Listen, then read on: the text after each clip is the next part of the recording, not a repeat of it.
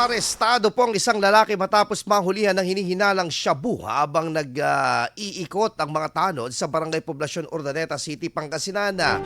Kinilala po ang suspect na isang 23 anyos residente po ng sabing lungsod.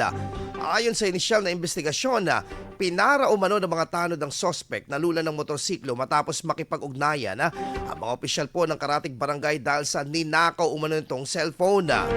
Nang pumiglas ang suspect, kaya napilitan umano itong dalhin ng mga sa barangay hall kung saan aksidenteng nahulog sa bulsa nito ang kahon ng isang sigarilyo na naglalaman ng shabu at habang inilalabas po ang ninakaw na cellphone. Tinatayang humigit kumulang na 3 gramo ng shabu ang nakumpiska sa suspect na may street value na 20,400 pesos.